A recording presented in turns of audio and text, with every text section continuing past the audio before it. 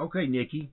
Sorry I didn't get this to you earlier, but I'll let you take a look at it now. Again, I don't know who it is, who you work with, so like I told Matt, I want to make it clear that we don't want to do anything to compromise, um, what you and your coach are working on. This is just merely a one friend showing another friend his neat technology, and you know, kind of give you an idea of what we see.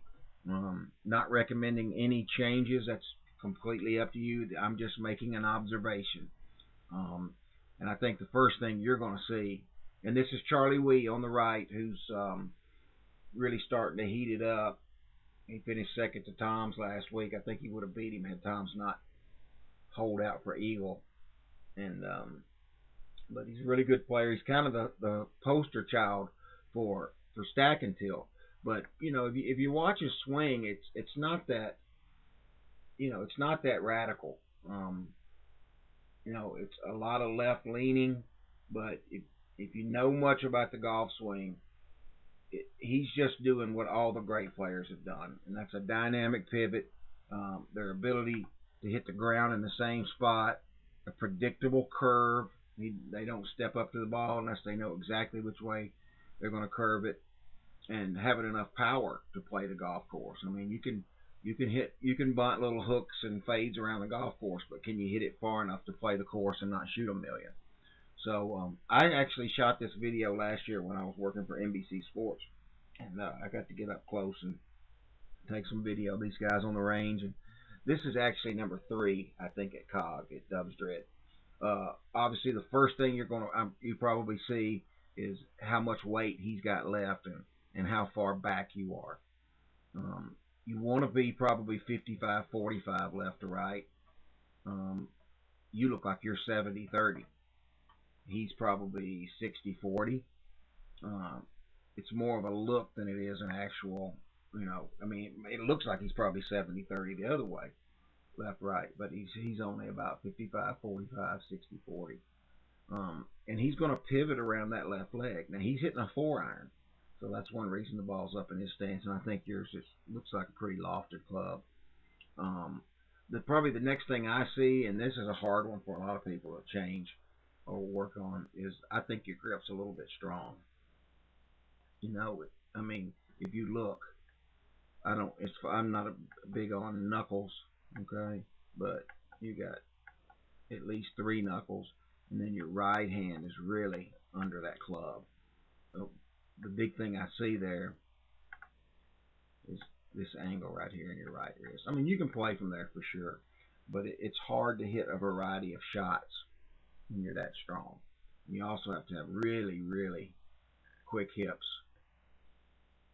So, having said that, if you look at Charlie's right wrist, you can see that angle. And that's what we're really trying to do, is maintain a bent right wrist with a flat left.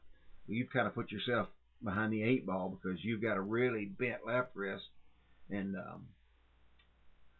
I mean, yeah, a bent left wrist, and your right wrist is really flat. So just trying to get that a little different. A lot of shoulder tilt, not necessarily too bad a thing right now, but you're really trying to maintain this lowercase y through the shot as long as you can.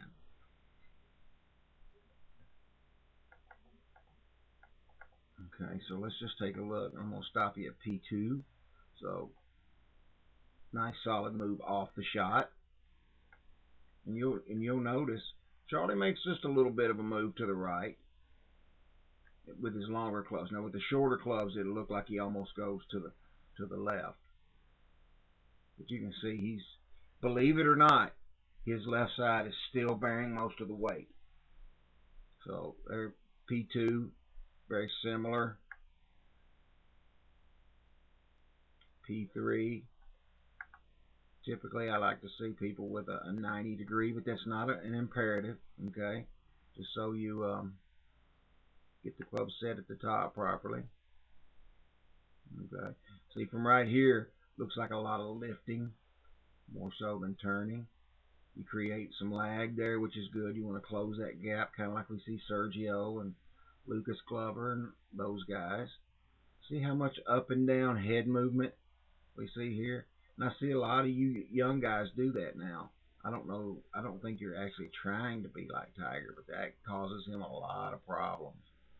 All right, so there's your P5. Let's take a look at Charlie.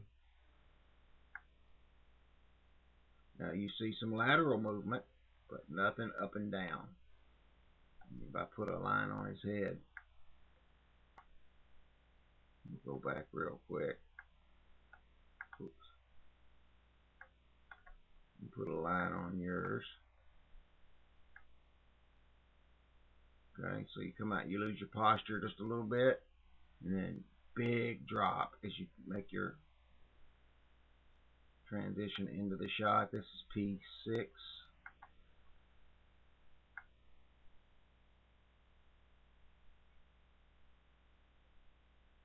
Okay, now notice how much more early hip rotation you have versus his is a lateral move.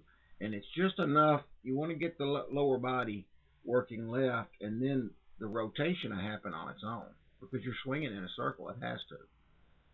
I sent Matt a video of this guy from Canada that does a really good job explaining of how the hips should work, and I'll send that to you as well. But let's watch Charlie's hip movement. See, he drives that lower body. It's almost like his left knee and thigh are leading the parade here. And there's rotation, but it's preceded by a lateral move to the left. And if you watch all the good players, if you watch very closely, there's, some are more subtle than others, but there's this little lateral move as the club starts to drop. If you watch Ben Hogan, he actually starts moving left before his club gets to the top. Okay. So you have a little lateral move, but now it's all spin. Okay. And then you have what we call a hip stall, where the hips don't move at all.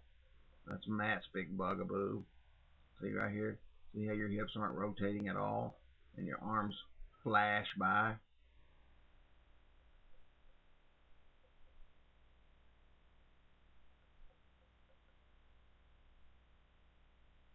So P6. So here's your impact position.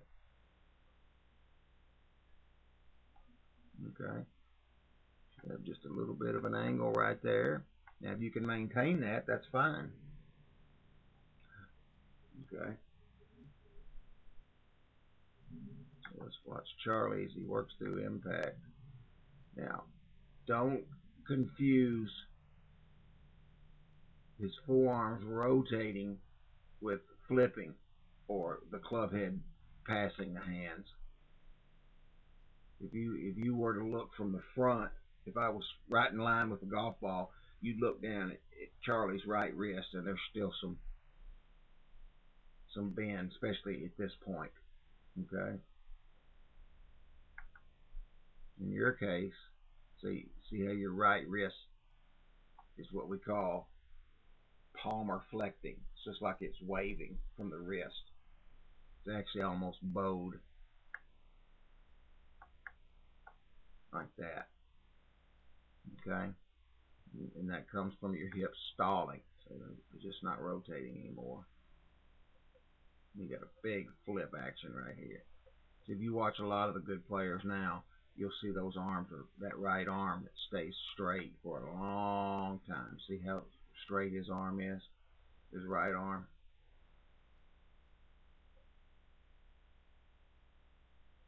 Now I'm just pointing out some dynamic things that the great ball strikers do.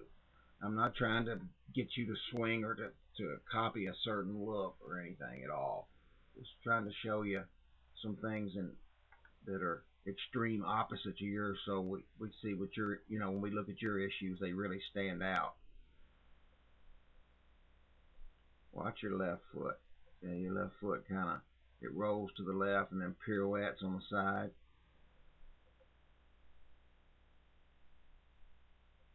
You like to keep that left foot as planted. Try to keep the weight on the inside of it, and that'll help your legs act or perform like they're supposed to.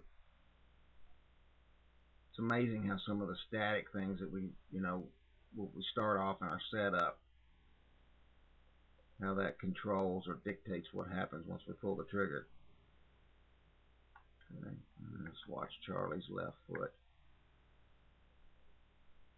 It rolls and it moves to the left side, but that toe never changes its position. It comes up a little bit, but it doesn't spin toward the target like yours does. Yeah. But your heel actually comes up off the ground. Okay.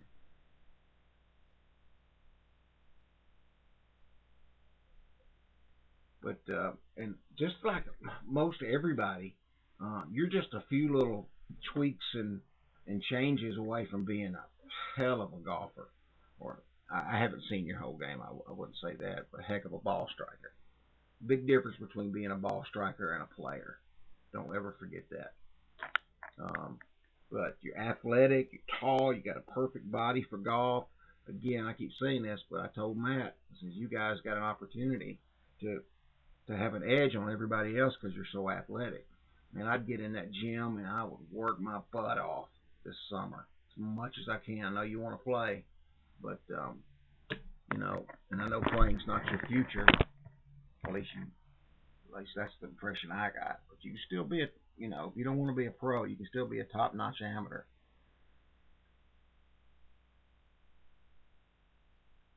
So you never really got to your left side. You're hanging back pretty good.